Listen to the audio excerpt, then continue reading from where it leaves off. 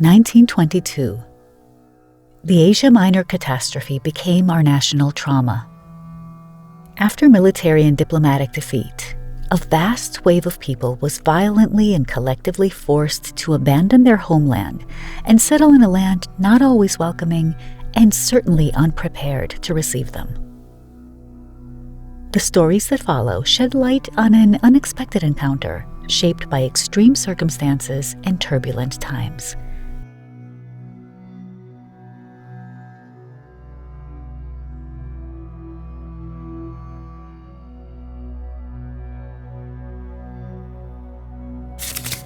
Autumn 1922. After the defeat of the Greeks in Asia Minor and the destruction of Hellenism there, a vast wave of refugees surges toward Greece. One of the first points of arrival is Chios. The island's waterfront is overwhelmed. Women, men, and children, hungry, exhausted, and destitute, desperately need food and shelter.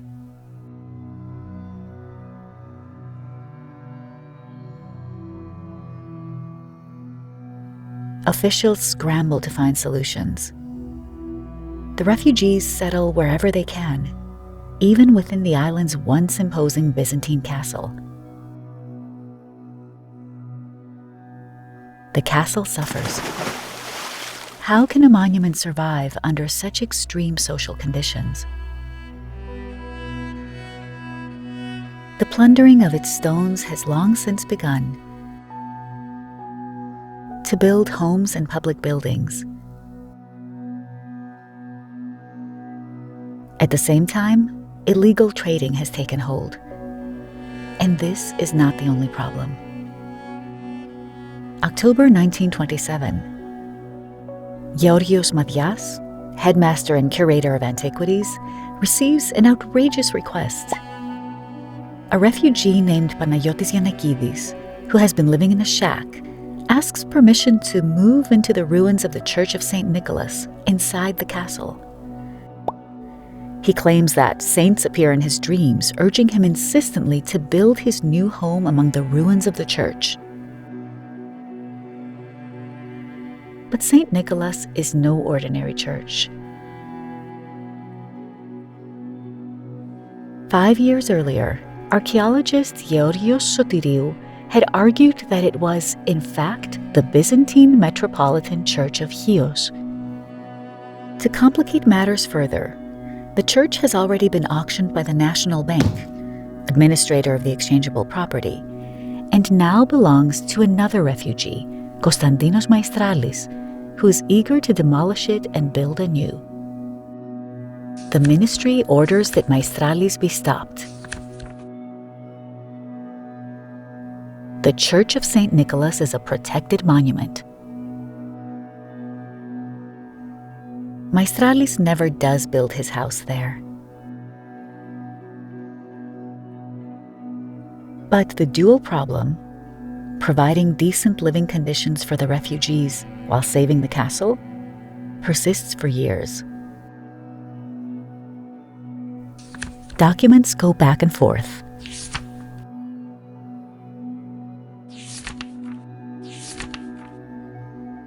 In 1929, the new curator of Antiquities submits a detailed report to the ministry describing the castle's dire condition.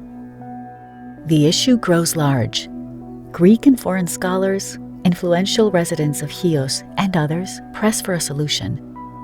In 1930, the mayor of Chios, Leonis Kalvokoressis, appeals directly to Prime Minister Eleftherios Venizelos for funding, both to restore the castle and to build a new settlement for the refugees.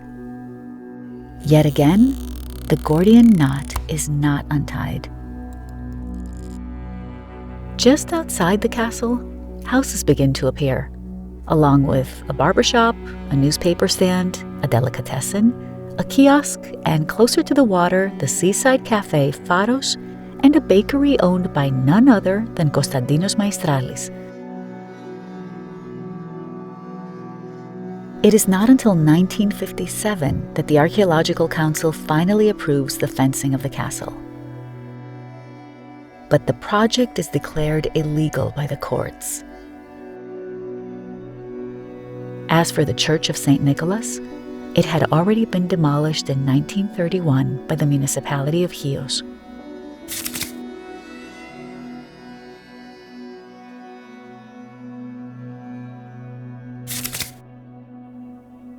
As in Chios, so too in Thasos, a large number of Asia Minor refugees arrive. Most have already wandered from island to island, settling temporarily wherever they could.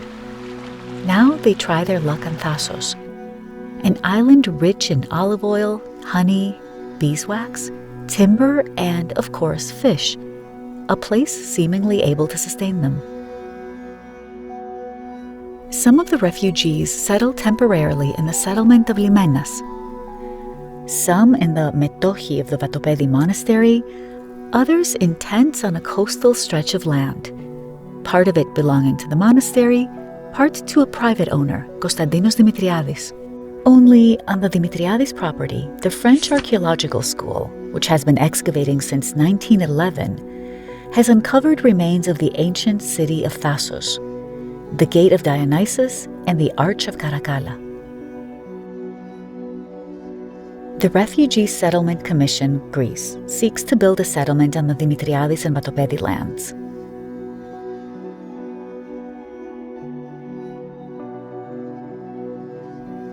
But in July 1924, Charles Picard, director of the French Archaeological School, writes to the ministry warning that such construction would pose a serious threat to the antiquities. Treasures, he stresses, of great importance. The archaeological significance of Thasos has already proven considerable and will surely become greater still. We must therefore prevent the grievous damage that would result from such a settlement. Thus begins a long and tense tug of war. On one side, the French school and the Archaeological Service.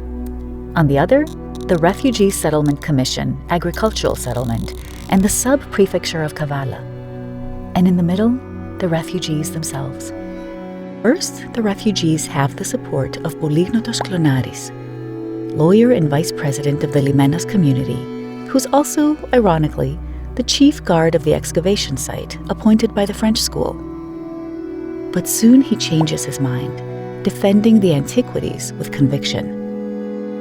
Both sides present their arguments, yet no decision is reached.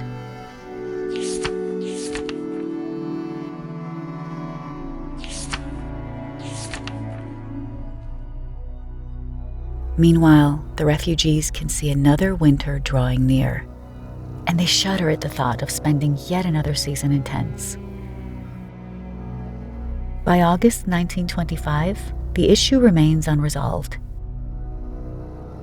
The ministries, the French Archaeological School, the RSC, and the Ephor of Antiquities, Evstratios Pelekidis, exchange letters, reports, and telegrams.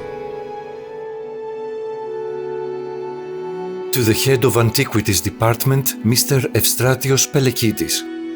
Please ensure that the threatened settlement of refugees on the archaeological site of Thasos is prevented. It will take 2 more years to answer the burning question: refugee resettlement or the preservation of ancient monuments. In the end, excavations on the Dimitriadis property continue. By 1927, more of the ancient city comes to light. The rest of the sanctuary of Dionysus, the sanctuary of Poseidon, and the gate of Hermes. And the refugees, at last, also see light. By presidential decree ratified in 1928, the Vatopedi property is expropriated, and 100 long-awaited, precious homes are built for them. The story, this time, ends well, for everyone.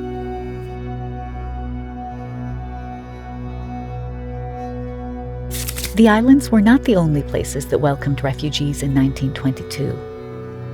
Some from Livisi and Makri arrived in mainland Greece, in Delphi. Here, in 1892,